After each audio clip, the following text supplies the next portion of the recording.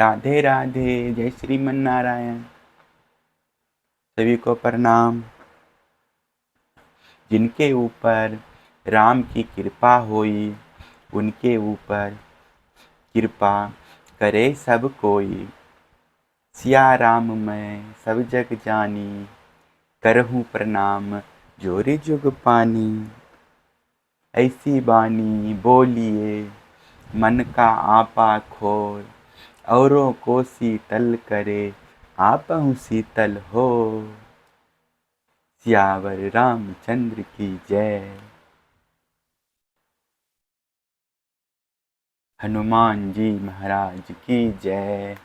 हर हर महादेव। श्रीमद् भागवत महापुराण कथा कहेंगे, पूरा सुनिएगा। कंस के हाथ से छूटकर योग माया का आकाश में जाकर भविष्यवाणी करना। श्री सुखदेव जी कहते हैं, परीक्षित, जब वसुदेव जी लौट आए तब नगर के बाहरी और भीतरी सब दरवाजे अपने आप ही पहले की तरह बंद हो गए। इसके बाद नवजात शिशु के रोने की ध्वनि सुनकर द्वारपालों की नींद टूटी। वे तुरंत भोजराज कंस के पास गए और देवकी को संतान होने की बात कही। कंस तो बड़ी अकुलता और घबराहट के साथ इसी बात की प्रतीक्षा कर रहा था। द्वारपालों की बात सुनते ही वह झटपट पलंग से उठ खड़ा हुआ और बड़ी शीघ्रता से सूती का गृह की ओर झपटा। इस बार तो मेरे काल का ही जन्म हुआ है, यह सोचकर वह विह्वल हो रहा था। और यही कारण है कि उसे इस बात का भी ध्यान ना रहा कि उसके बाल बिखरे हुए हैं।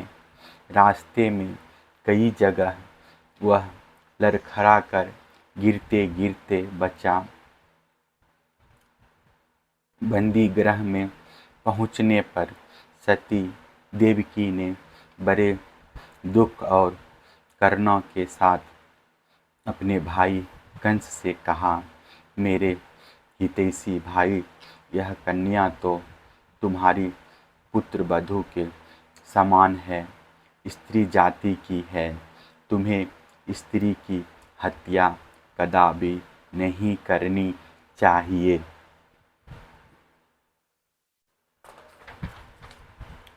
भैया, तुमने देववश मेरे बहुत से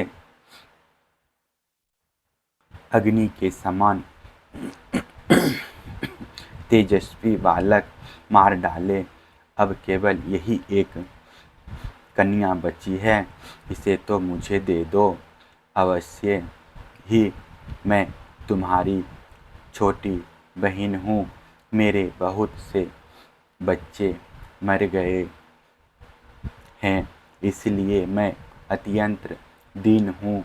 मेरे प्यारे और समर्थ भाई, तुम मुझ मंदभागिनी को यह अंतिम संतान अवश्य दे दो। श्री सुखदेव जी कहते हैं, परीक्षित, कन्या को अपनी गोद में छिपाकर देवकी जी ने अत्यंत दीनता के साथ रोते रोते याचना की, परंतु कंस बड़ा दुष्ट था।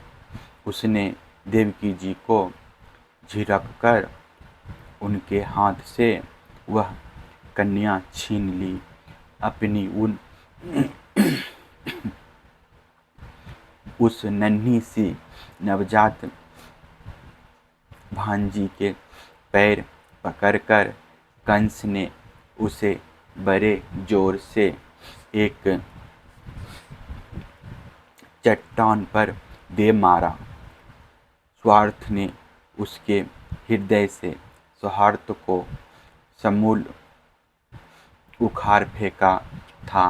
परंतु श्री कृष्ण की वह छोटी बहन साधारण कन्या तो थी नहीं, देवी थी।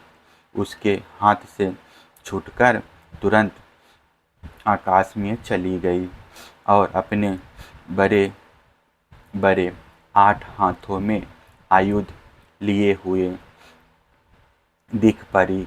वह दिव्य माला, वस्त्र, चंदन और मणिमय आभूषणों से विभूषित थी। उसके हाथों में धनुष, त्रिशूल, बाण, ढाल, तलवार, शंख, चक्र और गदा, ये 8 आयुध थे। सिद्ध, चारण, गंधर्व, अप्सरा, किन्नर और नागगण बहुत सी भेंट की सामग्री समर्पित करके उसकी स्तुति कर रहे थे। उस समय देवी ने कंस से यह कहा, मूर्ख, मुझे मारने से तुझे क्या मिलेगा? तेरे पूर्व जन्म का शत्रु तुझे मारने के लिए किसी स्थान पर पैदा हो चुका है। अब तू व्यर्थ निर्दोष बालकों की हत्या न किया कर। कंस से यह प्रकार कहकर भगवती योगमाया वहाँ से अंतर्ध्यान हो गई और पृथ्वी के अनेक स्थानों में विभिन्न नामों से प्रसिद्ध हुई। देवी की यह बात सुनकर कंस को असीम आश्चर्य हुआ। उसने उसी समय देवकी की और वसुदेव को कैद से छोड़ दिया और बड़ी नम्रता से उनसे कहा, मेरी प्यारी बहन और बहनोई जी, हाय हाय, मैं बड़ा पापी हूँ। राक्षस जैसे अपने ही बच्चे को मार डालता है, वैसे ही मैंने तुम्हारे बहुत से लड़के मार डाले। इस बात का मुझे बड़ा खेद है। मैं इतना दुष्ट हूँ कि करुणा का तो मुझ में लेश भी नहीं है। मैंने अपने भाई बंधु और हितैषियों तक का त्याग कर दिया। पता नहीं अब मुझे किस नरक में जाना पड़ेगा। वास्तव में तो मैं ब्रह्मघाती के समान जीवित होने पर भी मुर्दा ही हूँ। केवल मनुष्य ही झूठ नहीं बोलते, विधाता भी झूठ बोलते हैं। उसी पर विश्वास करके मैंने अपनी बहन के बच्चे मार डाले। ओह, मैं कितना पापी हूँ। तुम दोनों महात्मा हो, अपने पुत्रों के लिए शोक मत करो। उन्हें तो अपने कर्म का ही फल मिला है। सभी प्राणी प्रबंध के अधीन हैं, इसी से वे सदा सर्वदा एक साथ नहीं रह सकते। जैसे मिट्टी के बने हुए पदार्थ बनते और बिगड़ते रहते हैं, परंतु मिट्टी में कोई अदल बदल नहीं होती, वैसे ही शरीर का तो बनना बिगड़ना होता ही रहता है, परंतु आत्म पर इसका कोई प्रभाव नहीं पड़ता। जो लोग इस तत्व को नहीं जानते, वे इस अनात्म शरीर को ही आत्मा मान बैठते हैं। यही उल्टी बुद्धि अथवा अज्ञान है। इसी के कारण जन्म और मृत्यु होते हैं, और जब तक यह अज्ञान नहीं मिटता तब तक सुख दुख रूप संसार से छुटकारा नहीं मिलता।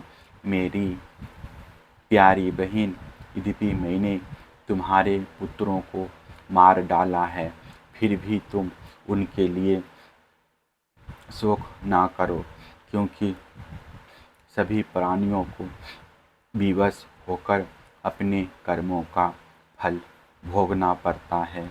अपने स्वरूप को ना जानने के कारण जीव जब तक यह मानता रहता है कि मैं मारने वाला हूँ या मारा जाता हूँ, तब तक शरीर के जन्म और मृत्यु का अभिमान करने वाला वह अज्ञानी बाध्य और बाधक भाव को प्राप्त होता है, अर्थात वह दूसरों को दुख देता है और स्वयं दुख भोगता है।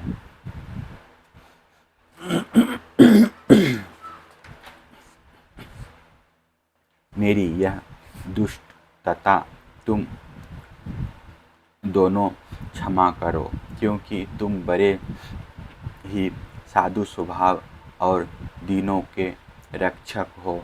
ऐसा कहकर कंस ने अपनी बहन देवकी और वसुदेव जी के चरण पकड़ लिए। उसकी आंखों से आंसू बहकर मुंह तक आ रहे थे। इसके बाद उसने योग माया के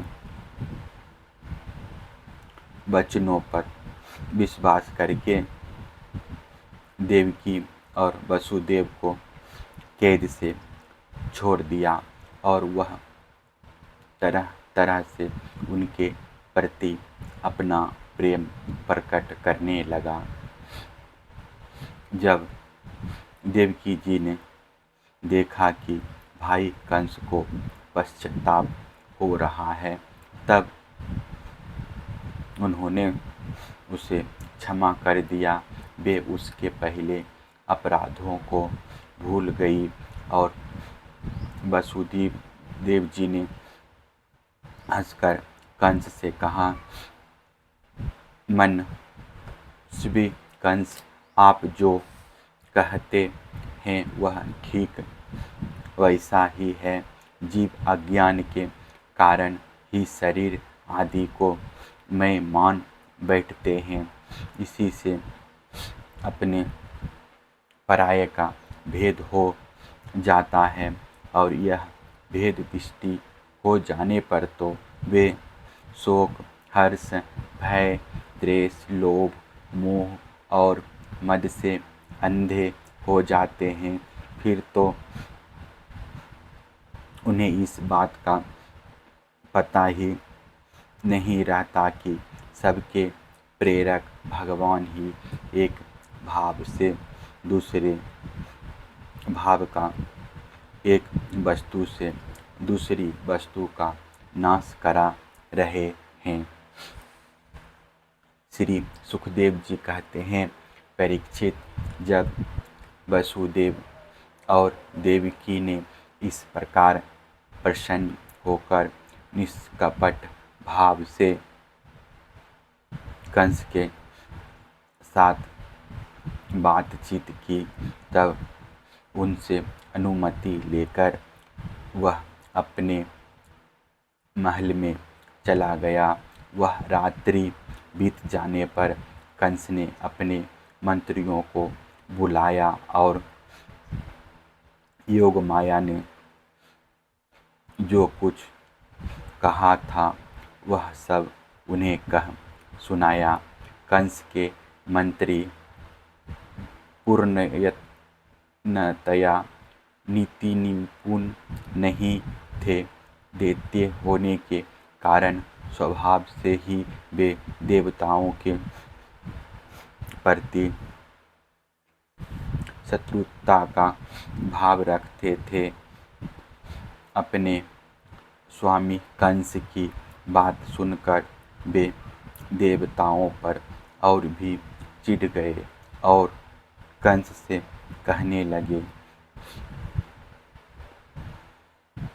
भोजराज, यदि ऐसी बात है तो हम आज ही बड़े बड़े नगरों में, छोटे छोटे गांवों में, अहीरों की बस्तियों में और दूसरे स्थानों में जितने बच्चे हुए हैं वे चाहे 10 दिन से अधिक के हो या कम के, सबको आज ही मार डालेंगे।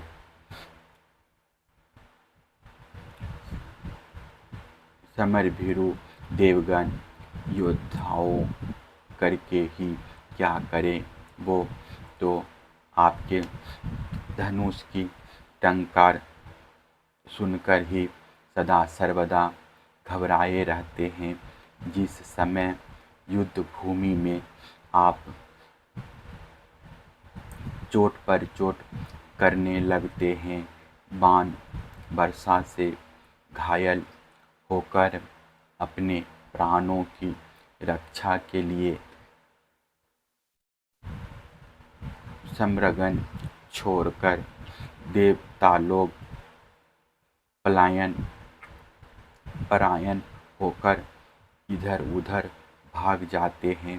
कुछ देवता तो अपने अस्त्र शस्त्र जमीन पर डाल देते हैं और हाथ जोड़कर आपके सामने अपनी दीनता प्रकट करने लगते हैं।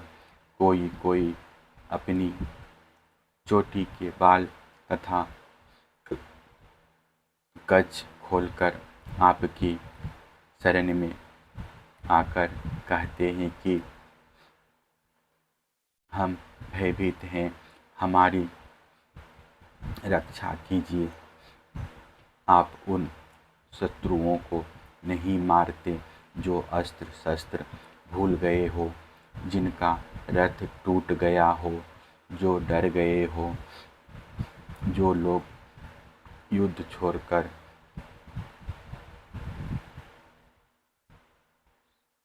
अन्यमनस्क हो गए हो, जिनका धनुष टूट गया हो या जिन्होंने युद्ध से अपना मुख मोड़ लिया हो, उन्हें भी आप नहीं मारते।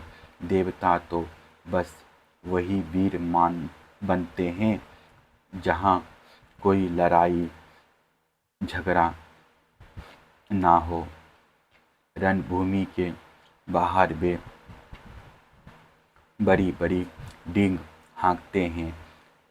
उनसे तथा एकांतवासी विष्णु, वनवासी शंकर, अल्पवीर्य इंद्र और तपस्वी ब्रह्मा से भी हमें क्या भय हो सकता है। फिर भी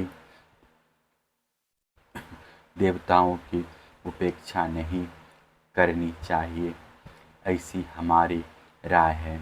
क्योंकि है तो वे शत्रु ही, इसलिए उनकी जड़ उखाड़ फेंकने के लिए आप हम जैसे विश्वासपात्र सेवकों को नियुक्त कर दीजिए। जब मनुष्य के शरीर में रोग हो जाता है और उसकी चिकित्सा नहीं की जाती, उपेक्षा कर दी जाती है, तब रोग अपनी जड़ जमा लेता है और फिर वह असाध्य हो जाता है। अथवा जैसे इंद्रियों की उपेक्षा कर देने पर उनका दमन असंभव हो जाता है, वैसे ही यदि पहले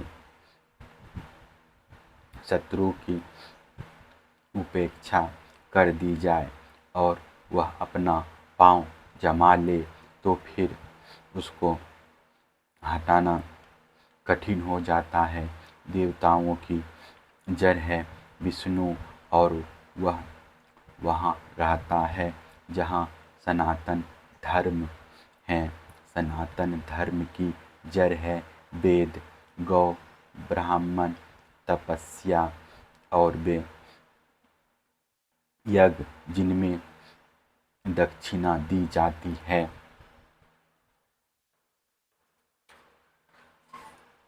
इसलिए भोजराज हम लोग वेदवादी, ब्राह्मण, तपस्वी, याज्ञिक और यज्ञ के लिए घी आदि भविष्य पदार्थ देने वाली गायों का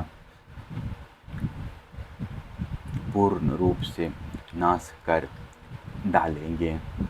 ब्राह्मण गो, वेद, तपस्या, सत्य, इंद्रिय दमन, मनोनिग्रह, श्रद्धा, दया, तितिक्षा और यज्ञ विष्णु के शरीर हैं। वह विष्णु ही सारे देवताओं का स्वामी तथा असुरों का प्रधान दोषी है, परंतु वह किसी गुफा में छिपा रहता है। महादेव, ब्रह्मा और सारे देवताओं की जड़ वही है। उसको मार डालने का उपाय यह है कि ऋषियों को मार डाला जाए। श्री सुखदेव जी कहते हैं, परीक्षित, एक तो कंस की बुद्धि स्वयं ही बिगड़ी हुई थी, फिर उसे मंत्री ऐसे मिले थे जो उससे भी बढ़कर दुष्ट थे। इस प्रकार उनसे सलाह करके काल के फंदे में फंसे हुए असुर कंस ने यही ठीक समझा कि ब्राह्मणों को ही मार डाला जाए। उसने हिंसा प्रेमी राक्षसों को संत पुरुषों की हिंसा करने का आदेश दे दिया। वे इच्छा अनुसार रूप धारण कर सकते थे। जब वे इधर उधर चले गए तब कंस ने अपने महलों में प्रवेश किया। उन असुरों की प्रकृति थी रजोगुनी। तमोगुण के कारण उनका चित्त उचित और अनुचित के विवेक से रहित हो गया था। उनके सिर पर मौत नाच रही थी। यही कारण है कि उन्होंने संतों से द्वेष किया। परीक्षित, जो लोग महान संत पुरुषों का अनादर करते हैं, उनका वह कुकर्म उनकी आयु, लक्ष्मी, कीर्ति, धर्म, लोक परलोक, विषय भोग और सबके सब कल्याण के साधनों को नष्ट कर देता है। जय हो, जय हो, राधे राधे। चैनल को सब्सक्राइब शेयर जरूर कीजिएगा। फिर दूसरा कथा में मिलेंगे।